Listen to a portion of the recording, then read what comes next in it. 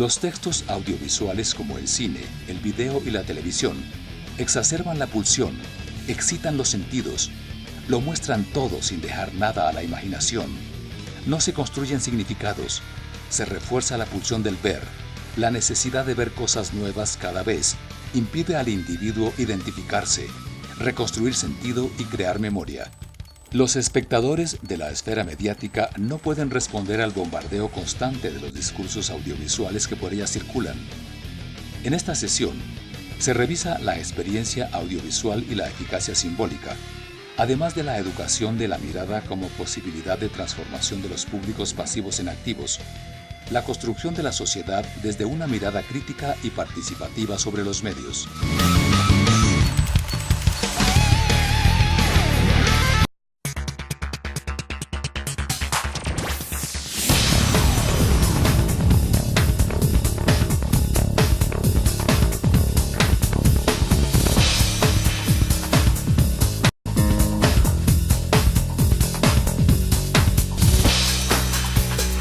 Hay un tema, un espacio hoy, digamos que transversal, digamos que complejo, que tiene más preguntas que propiamente respuestas, como todos estos temas de la comunicación con los enlaces de las disciplinas y saberes contemporáneos. Hoy trabajaremos, haremos un mapa, una descripción sobre la subjetividad en relación con la audiovisualidad. Pienso en que no tengo nada que hacer durante el día, solo comer, dormir y cagar. Está claro que el lujo es el retorno al estado animal. Este es el personaje de la novela Historias del Cronen, que es una novela de Ángel Mañas, un muchacho madrileño que obtuvo el premio Nadal de novela. Realmente quedó de segundo, pero es la novela que más importancia ha tenido en los últimos 10 años en torno a la literatura urbana, que digamos recupera el discurso y la textualidad oral en la forma en gestual y en la forma de comunicarse los jóvenes en Madrid. Moncho Armendáriz, un año después, guioniza con el propio Mañas y hace la película Historias del Cronen, de la que ustedes vieron solo un fragmento. La pregunta inicial la podemos componer así: ¿por qué en una cátedra dedicada a la comunicación y a los públicos visuales activos tiene interés hablar de la experiencia audiovisual y la eficacia simbólica? En suma, ¿por qué trabajar con el deseo? La subjetividad es una experiencia, pero no de cualquier tipo. Un sujeto se puede comprender de diferentes maneras, según sea el lugar, el modo que se escoja para enunciarlo, esto es, para definirlo. Descartes, figura relevante de la modernidad, nombró al sujeto como sustancia pensante. Yo es otro, decía el poeta Sir Arthur Rimbaud en París a sus 17 años. Ahora bien, si el arte y la experiencia sensible no producen conocimiento, entonces, ¿qué producen? Producen saber, articulación de los significantes del universo simbólico, es decir, en su inconsciente. El inconsciente es un saber que no tiene conocimiento de sí, un saber que el sujeto del inconsciente no sabe que sabe. Por esta razón, el dispositivo analítico pone a trabajar al que sabe sin saber que sabe. De suerte que aquí no se niega el saber anterior como en la teoría cartesiana, al contrario, el pasado se reafirma trayéndolo a la memoria a través de palabras, imágenes y silencios. A veces retorna sin que el sujeto se dé cuenta, y en ese devenir se forma una hendidura, una falla que se denomina deseo. Pero este no puede ser colmado, pues hay una inadecuación entre la causa de ese deseo y lo deseado, el objeto.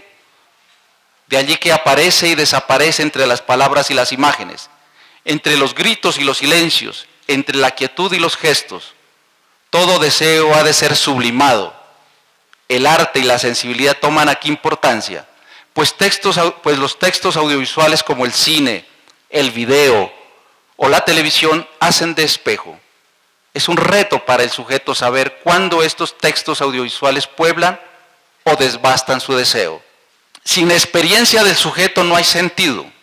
El sentido tiene que ver tanto con la dirección, si buscar una dirección, con la significación y con el sentir, que es consentir, puesto que acepta el sentido de los actos del otro, en tanto motivados por su sentimiento. De otra manera, el sujeto entra en el discurso, subjetiviza allí porque narra y porque quiere contar su relato, pues el encuentro con el texto artístico le propone un relato, un sentido, una verdad para su vida. Carlos, el protagonista de las historias del Cronen, al menos tiene el valor de experimentarlo todo, aunque dicho sea de paso, lo hace como vivencia y no como experiencia. En la vivencia el lenguaje no lo conforma, no lo forma, en cambio sí lo informa. Nuestro personaje pulsa más que desea, pues sufre una tensión que apenas se satisface se diluye y emprende la búsqueda de otra tensión, y así sucesivamente, insaciablemente. ¿No es esta la situación que se vive en la televisión y prensa colombiana? Me pregunto yo. ¿Quién recuerda La Gabarra, La Victoria, Chicorodó, Tacuelló y demás escenarios de horror? Los noticieros son clips de cadáveres, cuerpos que se repiten desplomados como torres gemelas multiplicadas por la pesadilla. Nada queda ver, pues todo se muestra. Las huellas némicas, diría Freud, no pueblan la memoria para retornar con saber, pues lo que el sujeto es y no es, depende en alto grado del modelado y configuración de su memoria. Inmediatamente después de la escena del cine de horror que acaba de ver los personajes y nosotros con ellos, la televisión continúa con la misma pesadilla. ¿Se han puesto de acuerdo el cinematógrafo y la televisión? Ambos enuncian la misma trama: asesinatos, mutilaciones, violaciones. Ambos refuerzan esa pulsión del puro ver, del parpadeo inmóvil. La realidad allí no está representada, no está intercedida por el deseo, sino por la pulsión delirante de los acontecimientos siniestros que ya no conmueven. Vemos a una familia totalmente incomunicada, atrapada en el gesto mecánico de comer. Paradójico, ¿no es cierto? Entre más se promueve la comunicación y el uso de los medios y sus tecnologías de la información, más se incomunican los sujetos. El flujo discursivo de la televisión configura el relato otrora asignado a los sujetos. Pero la cosa va más allá. La pantalla televisiva y su parloteo incesante oficia como reina que no para de hablar y canaliza la acción de comer. En su susurro de trizas abre la hendidura en el ansia estomacal de los comensales y de los espectadores. Convencidos estamos, sí, que por estas tecnologías y expresiones audiovisuales, algún día, digo yo, pueden pasar grandes acontecimientos culturales, sobre todo cuando la imagen encuentre en lo sublime su divertimento, se perfile como texto que ha de ser descifrado, como una intervención escritural, gráfica o conceptual, como dice Arlindo Machado, cuando la imagen se comporte como un arte de la relación, del sentido, y no únicamente de la mirada o de la ilusión. La cultura universitaria y su práctica educativa tiene que enfrentar el hecho de que vivimos en un mundo audiovisualizado y que como espectadores somos performados por sus flujos, textualidades y discursividades. Tal vez el cine y la televisión tengan otro destino, pues por allí pueden pasar grandes productos y experiencias culturales, pero eso dependerá de los espectadores, de saber qué carga elegir, cómo reflexionar y de tener la voluntad de apagar las pantallas cuando sea necesario.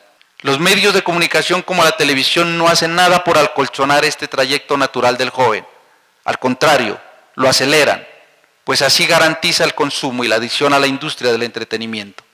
La ausencia de reflexividad frente a esa visualidad escópica coloca al espectador frente a la castración, la insatisfacción. Los cuerpos de la publicidad son imaginarios, especulares, no existen. Son imágenes que están lejos del espectador y sin embargo el espectador lo sabe y sale y compra, llama y compra, se sienta y ve, por ello también compra. el texto importa no tanto como palabra dicha, sino como palabra sentida, naciente. En la lectura y la escritura audiovisual, en su enunciación, el sujeto deja sus huellas, pero sobre todo en su punto de tensión más alto, el de ignición.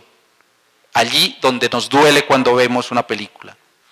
Este es un producto, un trabajo que hicimos con la Comisión Nacional de Televisión y la Universidad Distrital, trabajo de investigación con niños, jóvenes, alrededor de la televisión de calidad.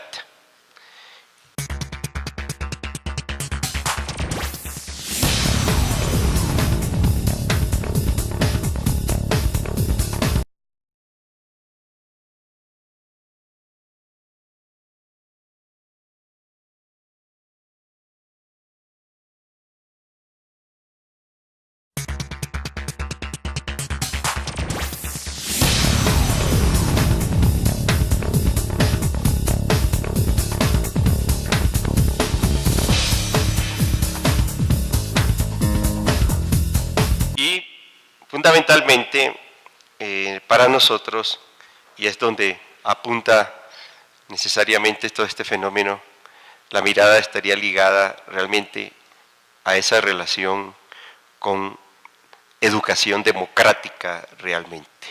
Es decir, calidad y televisión, en este caso, es centrada en ese fundamento real de recuperación del hombre como sujeto propositivo a través de las experiencias del lenguaje, tal como señala muy bien el profesor Julio César Goy en su intervención.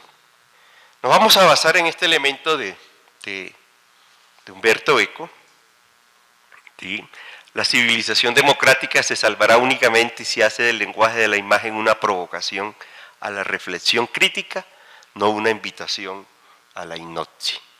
Una frase muy pertinente para nuestro trabajo, sobre todo porque encontramos un conflicto, incluso es una discusión entre todos los investigadores de la comunicación y los investigadores en ciencias humanas y sociales entre el problema de la palabra y la imagen que va a ser precisamente referenciado en este texto, y que tendríamos que hacer una nueva perspectiva y una nueva reflexión en torno al problema del lenguaje. Y hay muchos autores desde hace tiempo que han abordado esta problemática, donde encuentran que en la imagen hay posibilidades de estructuras cognitivas que en algunos casos ha sido más bien desconocida, en tanto se piensa que la imagen no provoca reflexión. Una cuestión particularmente interesante en la conformación y funcionamiento de las sociedades y culturas actuales tiene que ver con la abundancia de imágenes, no solo fijas, sino también dinámicas, que pueblan el horizonte en todos sus contornos y se convierten en especie de refractores o espejos simbólicos en los que de forma permanente se miran y se reconocen las gentes. Pero allí es donde necesitamos hacer esta reflexión para ver la importancia de ella, porque precisamente la escuela o el sistema educativo desconoce la imagen, porque su centro sigue siendo el libro, o su centro sigue siendo la escritura, y muchos de los elementos constitutivos, en este caso de la experiencia humana, pasan necesariamente por la imagen, cosa que se ha abandonado en la escuela y que posiblemente de una manera lenta está entrando a la escuela o está entrando al sistema educativo. Y allí es donde necesitamos precisamente reflexionar en torno a cómo educar democráticamente la mirada a partir de la imagen. Hay una radical separación entre razón e imaginación, entre sensibilidad y entendimiento, y sobre todo en el mundo occidental. Y eso ha provocado un desentrañamiento de la experiencia humana, una estructura que le ha dado predominio fundamentalmente a lo lógico, a lo racional, sobre las posibilidades de la propia sensibilidad y sobre las posibilidades de poder encontrar aprendizajes y procesos cognitivos y procesos de desarrollos desde la propia imagen. Históricamente nos encontramos, por lo menos en Occidente, con un hecho significativo: la radical separación entre razón e imaginación, entre palabra e imagen, inclusive entre ciencia y arte, con un agravante adicional: la sobrevaloración de lo racional, del pensamiento lógico y la palabra frente al pensamiento visual y la imagen. El consecuente menosprecio de la imagen asociado al ejercicio de la percepción sensible y de la representación figurativa condenó al arte y otras formas de representación sensible e imaginativa a un lugar marginal y secundario en el sistema dominante de valores y saberes. En un bello texto, Gadamer recrea esta idea en los siguientes términos: ciertamente, Aristóteles tiene razón cuando al comienzo de la metafísica dice que de todos los sentidos del hombre, el de la vista es el más importante, pues presenta la mayor parte de las diferenciaciones, la mayor parte de las diferencias, y es por ello entre todos los sentidos el más próximo al conocer. Es claro que esa estructura funcional de los sentidos se transforma y hace posible la producción del conocimiento lógico racional que va a predominar en un mundo dominado por el libro. Por lo que nos interesa subrayar es cómo ya en la perspectiva aristotélica, vista y oído, imagen y razón guardan una correlación estrecha en la disposición del hombre como sujeto del conocimiento. Esa separación entre lo puramente racional y sensitivo empieza a ser recuperado a partir de esas experiencias comunicativas que tienen los sujetos en las sociedades contemporáneas, en estas sociedades del conocimiento y de la información. Si se examina con algún cuidado esta cuestión, se encuentran ya advertencias y hasta anticipaciones al tema, entre las que podemos destacar, por ejemplo, la de Walterón, quien en la noción de oralidades secundarias prevé la configuración integral de ver-oír en el marco de las así llamadas culturas electrónicas.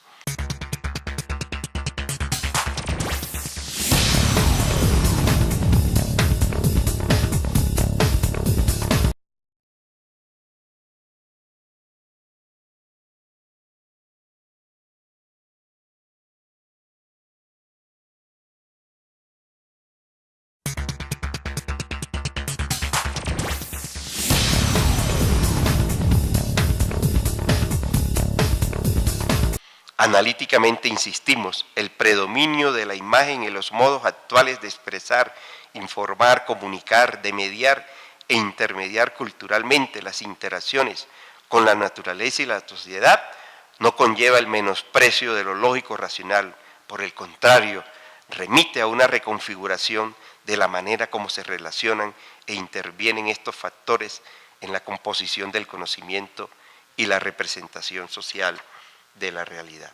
En correspondencia con el predominio de la imagen en la configuración de sentido de la experiencia humana en la vida contemporánea, el mirar ocupa un lugar central en la constitución de dicha experiencia y su modo de desarrollo.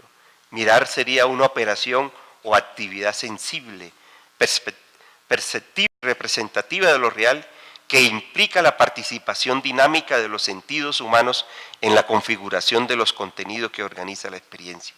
La mirada es el resultado de una construcción mediada social y culturalmente. Es inseparable del sujeto que la produce y del contexto en que se genera, y se usa para producir significados e intercambiar sentidos como parte inherente de la dinámica y la interacción simbólica, y esto es válido tanto en el mundo de la vida, en la cotidianidad vivida, como en el mundo de las ideas y conceptos, de los razonamientos y discusiones que se formulan sobre la vida misma. La mirada participa en la construcción de lo real. en la generación de las imágenes sobre el mundo natural y el mundo social, en el intercambio de las mismas, indispensable para producir y distribuir tanto el conocimiento como los bienes sociales y culturales. Instituimos un mundo social de imágenes en el que la mirada obra como práctica discursiva, como sistema de expresión a través del cual manifestamos lo que somos, lo que sentimos y soñamos, y de este modo participamos en una lectura y apropiación colectiva. Podría decirse así que la mirada como expresión de lo íntimo y ejercicio de lo público es también un acto constitutivo del ciudadano, una manera de expresarse y ejercer la ciudadanía en democracia cada vez más mediática. De allí que, terminando en esta perspectiva, tengamos que pensar que hoy, precisamente, la democracia está pasando por la comunicación audiovisual, o un tipo de democracia está pasando por esta comunicación audiovisual. Y es posible que precisamente se genere cultura política desde ella. Y allí es donde precisamente no solamente vamos a requerir de una alfabetización de la lectura y de la escritura fonética, sino que también vamos a requerir de una alfabetización de todos los lenguajes a través del cual podamos realmente generar sujetos sociales, sujetos que puedan pensar y puedan actuar y puedan hacer uso de estos lenguajes para generar y construir democracias y construir ciudadanías. De allí que entonces la propuesta de hacer una educación democrática de la mirada, que está ligada necesariamente hacia una educación democrática de la palabra, es la que puede posibilitar recuperar, sobre todo en la escuela, recuperar muchos de estos elementos y también exigir en los medios y también exigir en las tecnologías esa posibilidad de que la experiencia humana no sea simple y llanamente experiencia controlada o experiencia sometida. La pedagogía crítica tendría allí un valor muy rico para conocer la lógica de la tecnología con la lógica de la producción discursiva y que precisamente cualquier ciudadano perfectamente podría desarrollarla. Y precisamente esa pedagogía crítica derrumbaría esas imágenes que provocan la unidimensionalidad, que genera el unanimismo y que genera cualquier discurso crítico, porque solamente hay un discurso, el discurso de los medios. En Colombia, el discurso, todos los medios están cerrados en un solo discurso. Hacer una invitación tanto a la escuela como a la sociedad y las instancias del poder público, sobre las que reposa el ejercicio del discernimiento y la autoridad, haciendo una propuesta para educar la mirada. Esto es educar, formar en una competencia audiovisual para el ejercicio público de la mirada, inseparable de la voz que asienta la identidad social y capacita para la interacción política, para la convivencia solidaria, para el ejercicio del yo en la esfera democrática.